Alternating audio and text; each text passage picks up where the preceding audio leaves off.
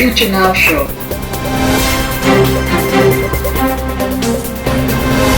Brought to you by the Club of Amsterdam.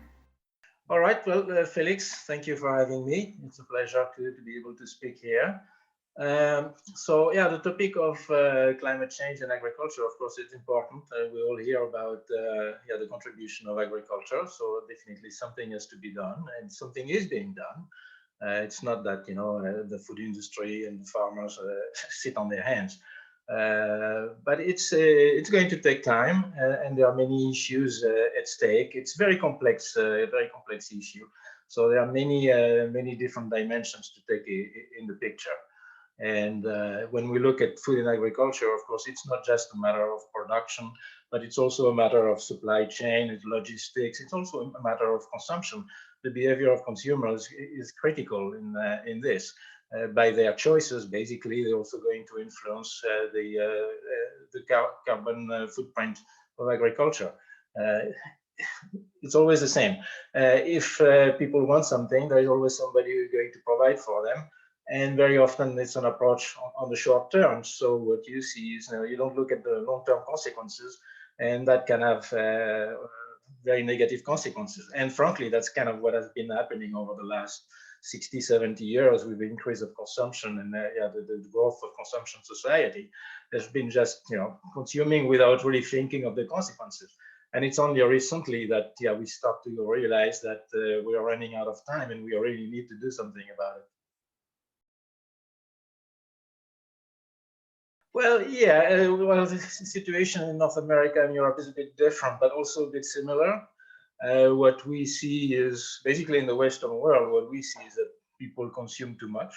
They eat too much. If you look at the number of calories consumed per day per person, it's about twice the nutritional needs. So definitely there is a lot there to do to reduce consumption and then reduce, of course, the impact on the environment.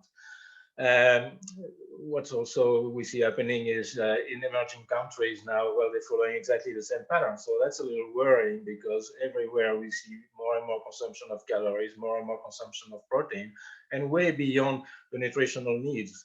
So, when I started looking at the future of food and agriculture about 10 years ago, really for me, it was a matter of, are we talking about feeding, 9 or 10 billion people by 2050, or are we talking about meeting what they want?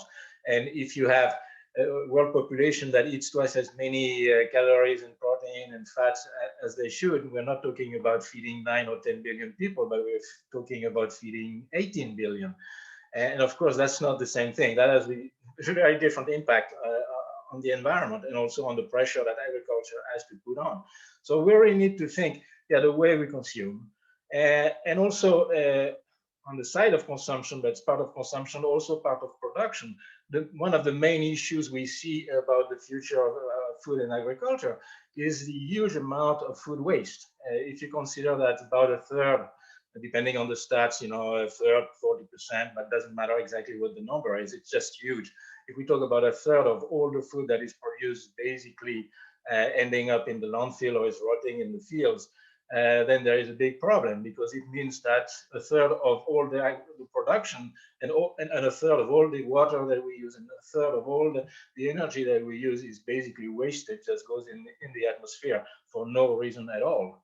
And if you connect that with the fact that we eat too much and all the problems that result in obesity, diabetes, and overweight, my guess is that probably half the food that we produce is not really serving a nutritional purpose, but is just wasted either in the landfill or around our waistlines. But in the end, it's basically half of all the energy, half of the greenhouse gases, half of the water, half of all the input ends up basically serving no purpose at all. So I think for the future, really, to me, food waste is the area where we can have the fastest and the biggest impact on reducing the carbon footprint of food and agriculture. And of course, that will mean changing a number of things. That will also mean that we'll have an impact on certain markets, because all of a sudden, if we can meet demand with less, then there might be a little bit of an overproduction for a while. But okay, we've been through those things many times before, and I'm sure there are many solutions. But the problem is a luxury problem in the developed world, because basically we're wasting because, well, we're just too spoiled and we don't appreciate the value of the food. And the value of the food is not just nutritional value, but it's actually also its relation and its impact on the environment. And I think we should be more aware of that. But in developing countries, the food waste issue is a totally different nature. It's basically an infrastructure problem. They waste food simply because it's rotting on the fields or it's rotting in warehouses. And I think there is a huge need to improve infrastructure in roads, to access to market, and also in making sure that the food, the warehouses basically protect the food so that in the end it gets consumed and not wasted. And in developing countries, yes, about half of the food that is basically wasted this way, which is just a complete shame. And so the consumers don't benefit of it, and the producers basically don't make money because, well, they can't, if you can't sell, you don't make money. So it's, I think we have the whole food waste issue is really an area where we can improve a lot of things to reduce the impact and also to improve prosperity of farmers, especially in developed countries. So it is going to, it will work both ways, but we need to have the will to do it. We need to do the investments in infrastructure. And that, in my opinion, is one of the things that is lagging the most. There's a big infrastructure problem. And I would say, especially in the future, when we see that most of the population growth is going to come from Africa, I think the rich countries should start a Marshall Plan for Africa for infrastructure. Not just in Africa, also South America and Asia definitely need that. And the Chinese are working also hard on that.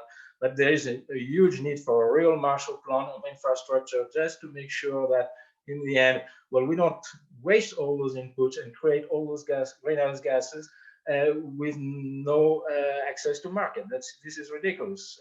And I think, of course, it's a comparison of what's the cost today and what is going to be the cost on the long term over a period of 20, 30, 50 years. But I think on the long run, the benefits outweigh by far the costs.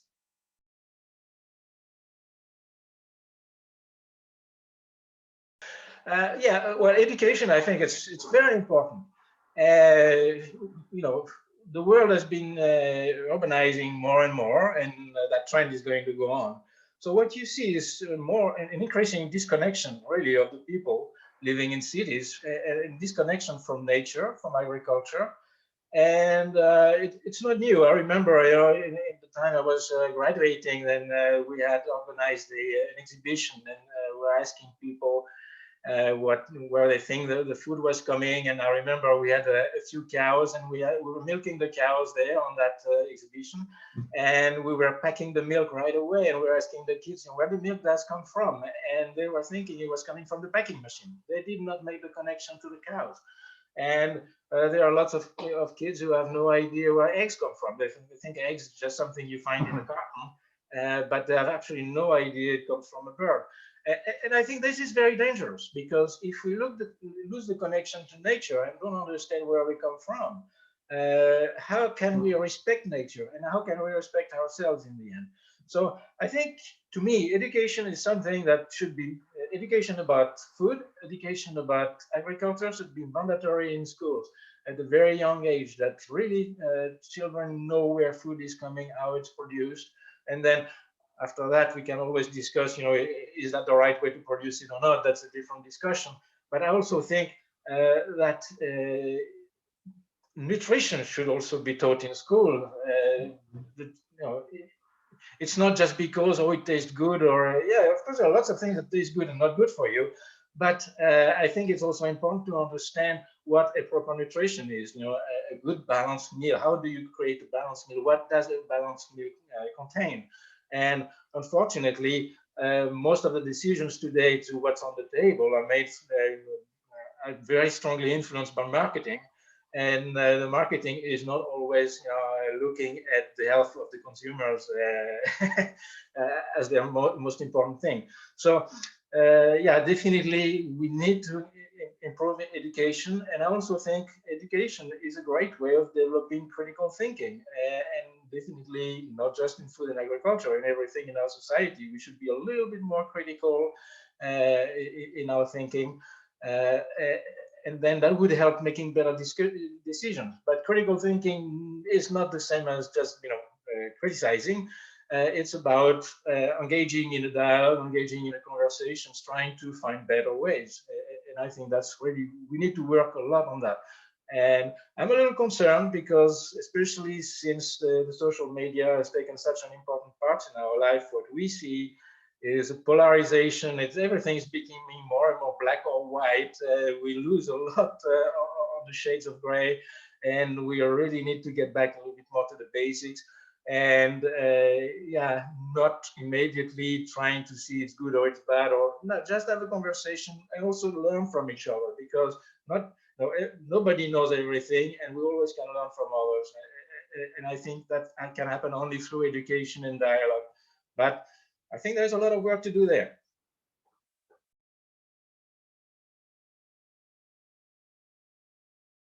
Innovation, that's basically, yeah, that's what differentiates us from all the other animals. We have been able, since the first tool, we have never stopped of trying to create better tools. And the motivations for innovations have been very different, but most of the time it has been really about survival. It's either being killing or being killed or not being killed. Uh, but that, our survival instinct definitely drives a lot of innovation. And I really think there are a lot of issues that well, are being fixed and will be fixed by innovation. Although with innovation, we also have to think very carefully about what it means. Today, I find that innovation is too much focused on technology, and especially on high technology. I think a lot of innovations could basically can be very low tech, and very local, and there are lots of things you can do, even you in your own home. You can change a few things. You can change your behavior. I think innovation alone is not going to fix all the problems. I think it has to start with us. We have to start also looking at things differently. How do we deal with consumption? What is our behavior? How, what do we do? We can set ourselves simple little objectives, in terms of, how much do I send in the garbage, and try to reduce my garbage. And every little bit helps. But next to that, of course, high tech definitely is interesting, and it's very popular. There's a lot of money involved, so that's, of course, it's big business. Let's face it. It's not just about innovation; it's also about business and money. But that's great, because when the two meet, then we have the best of both worlds. I really see a lot of possibilities in the future with technologies. One thing that I really think is going to help a lot is everything that has to do with this artificial intelligence, the data, uh, because what I see is the difference between the innovation we had, let's say, until maybe 50 years ago, which was really mechanization. And mechanization was all about adding muscle. We were adding horsepower. So we were replacing workers, we were replacing people with machines. And we were creating just added muscle. Now we're in a situation with all those new technologies that are actually, instead of adding muscle, or next to adding muscle, we're adding a nervous system. We're adding sensors. We have sensors, we have drones. So basically, it's an extension of our senses. We have more ways of looking at things, seeing things. We have more ways of hearing things. We have more ways of smelling things, tasting things, touching things, feeling things. And I think when you add all of that together, so you create this big super nervous system in your mechanization. And this system, as a nervous system, basically can also end up being able to make its own decisions and be a great help to farmers. So I really see a lot of possibilities in this, but it's important that all of that is also focused on results. We have to make sure that we know exactly what we're doing this. And one of the complaints I hear many times is about data. For instance, is, well, we connected a lot of data, but what do we do with that? And that's true. There's a lot of data that's just sitting there, not really used. We have to look at it, especially when we're dealing with farmers. It's a business-to-business thing. So how does that improve the way the farmers work? How does that improve their financial results? How does that improve their work? And it's not just a matter of knowing that, having all the data about the situation of minerals in your field and so on. You have to do something with the data. If you collect data and you don't do anything with it, well, it's a hobby, but it's not really helpful. So it's very important. Maybe it's better to collect less data, but useful data, than just collecting a lot of data just for the sake of collecting data. But yeah, I really see we're moving towards this nervous system, and that can be a scary thought because all the industries and all the businesses and all the farms and all the consumers, we're all going to be connected in this big nervous system, in this big network of synapses. And well, we already know there's a lot of information, even personal information, and we don't even know where it all ends, and we don't know who has it and who has access to it. So a little scary. We have to be very critical in the way we want to use it, and also how to protect it, because all of a sudden, yeah, you can have a scenario of science fiction where all of a sudden the machine's taking over, and that has been written and filmed a lot. But yeah, we could end up indeed in a situation like that. So we have to, I think what's very important, we still have to keep the control on what we're doing and know exactly what we're doing and for what purpose.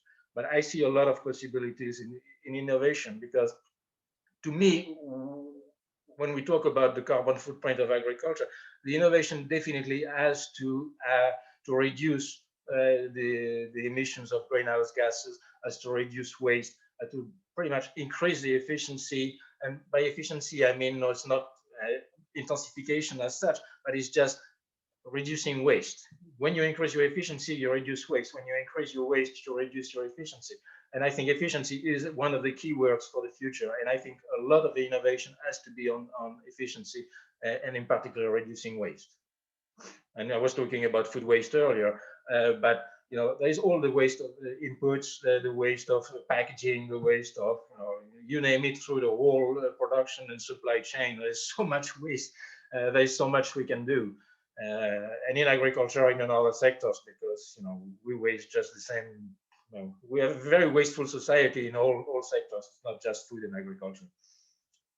In that regard, we are really what we are what we eat, and we eat what we are.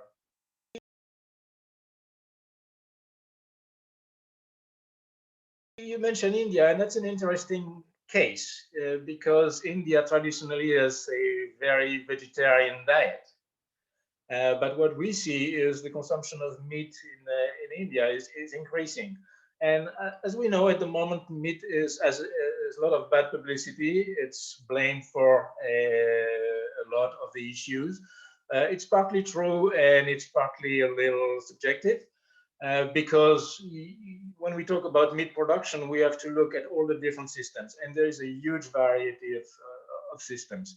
The way meat, if you take for instance beef, the way beef is produced in the EU is very different than the way beef is produced in Brazil and all. And you have to also look not only at the different farming systems, but you also have to look at the logistics. Same thing in infrastructure. Well, if you take a country like Brazil, they have to transport a lot of goods on very bad roads, and it's all with trucks. And trucks have much higher carbon footprint than transport by rail or by waterways. So depending on how your logistics and your infrastructure is organized, that is going to have a lot of impact too. So it's very complex. It's not just saying, yeah, the cows are causing a lot of methane, but okay, you have to relate that to the system. And there are definitely some systems that will have to change. So some systems are just not good. But there are also some systems that are actually very efficient and not as bad as presented. That's the problem with averages. You also have to look at the distribution. What is the standard deviation from the average? And then you realize that there is a lot of diversity.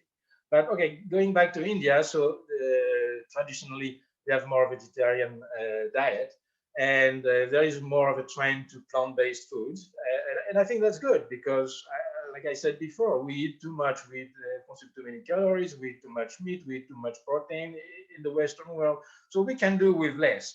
That's for sure. But the problem is also that we live in a society where everything is about quantitative growth. It's always more. The whole food industry, and I spent all my life in the food industry, all they want is that you consume more of their product. You know, eat more chicken, eat more beef, drink more milk. It's always more, more, more. But a person has only one stomach, and how much more do you want them to eat? So at some point, what happens is people also have to make substitutions. They're going to choose, and they're going to choose sometimes based on the perception they have. Okay, for a long time, beef had a bit of a lesser reputation in terms of health. Chicken had a very good reputation for health. Now plant-based has a very good reputation for health. So people compare those things in terms of health in their choices. But let's face it, we must not kid ourselves. A very important decision factor for what's coming on the table is how much does it cost? What is the cost of my portion on the table? And we must not forget, maybe there is a fringe of people who are wealthy and they can, you know, make choices and buy expensive goods. But a lot of people simply cannot afford to go for the more expensive alternatives. So I think it's also important that we look at how the economics are playing. And I think that's a role for governments in terms of, you know, can be taxes, can be levies, can be subsidies, and so on and so on.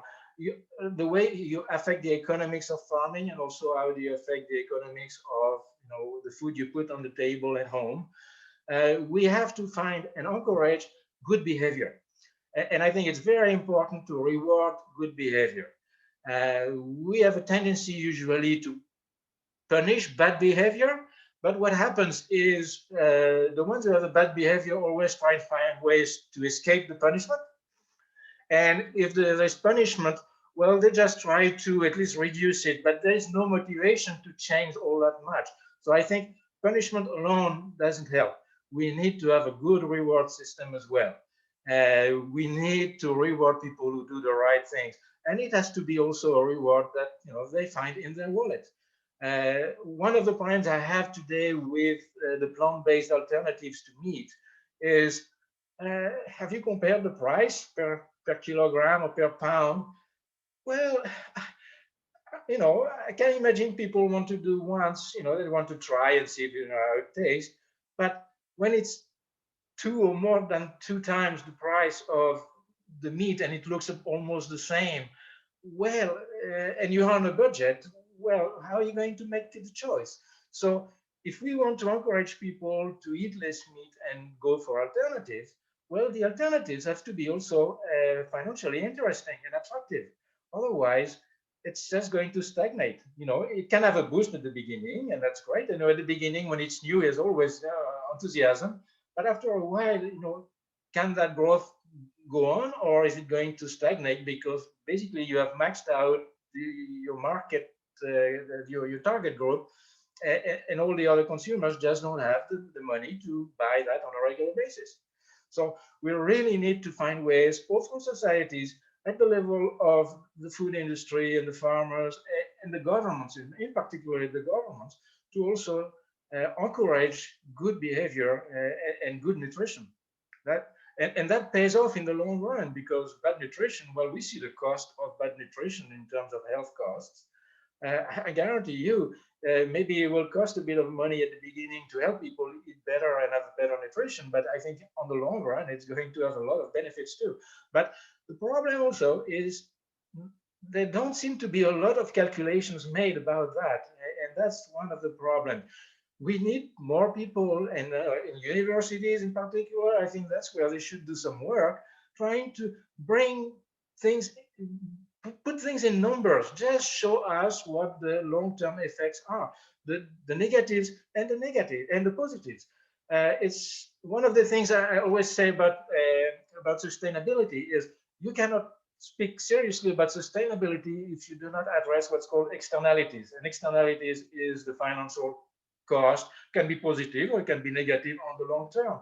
Because today, when the industry, when they do their accounting, they don't put the externalities, they don't put the long-term effect in their production costs. They just put it what's happening today. Because let's face it, the long term is very difficult to quantify. But we're going to have to do that at least globally. On the short term, yeah. So you see, you don't put the externalities. You say, okay, that's cheaper to produce this.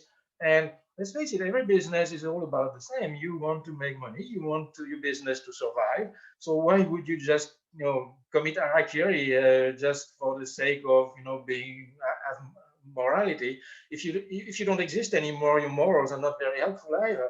So it is a process, and once again, it is of course, there has to be a bit of a fight to change things, but I think it has to come to evolve with collaboration. It has to evolve in cooperation. Everybody has to bring something, and we have to convince each other why it's better and why it's worth investing also in the future. And to motivate the investment, of course, there has to be an advantage. If it's only perceived as a pure cost with no benefit, nobody's going to do it. But if there is a reward, a return, maybe just 10 years ahead or 20 years ahead, well, maybe people are going to look at it differently because, okay, maybe if I can have, I don't know, a tax credit for the next 10 years, hey, maybe I'm going to change this. And once again, it's all about the economics. Nothing is carved in stone. The production systems we have today and the consumption we have today, well, 100 years ago, it wasn't like that. Things have changed and things can change again, but we have to help things change, and money is a very powerful change agent. And I think we do not realize how powerful it can be, and we have to use it for good purpose.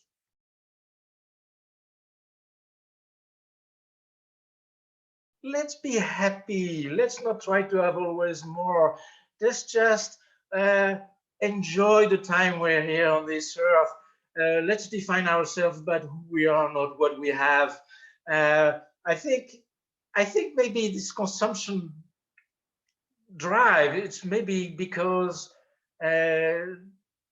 things have become incredibly superficial and there is not enough happiness. I think happiness is probably a source of of well-being, and I really think, yeah, let's enjoy life. Maybe that's because from origin I'm French, and well, we like the good life. We have the good food, the good wine, and well, we like to work, but we have a good balance between all sorts of things. Although this has changed, France has become also a lot more materialistic over the years. The Italians maybe are still a little stronger in this lifestyle, but I think yes. And when it comes to food, let's eat good food. It's not about more food, but it's better food. Let's enjoy, but also let's cook. I think cooking is a lost art, and I cook a lot. I love to cook. And my wife could tell you, she eats like it's a restaurant, and it takes me what, half an hour, 40 minutes to prepare. Great meals are not, that don't take a lot of time at all, and you can make a big pot and have it for 2 or 3 days. It's very easy. It doesn't take more time to cook than just to go buy it somewhere and to take it away, or to order, or you can spend your time cooking, or you can spend your time watching stupid things on internet. What do you want to do?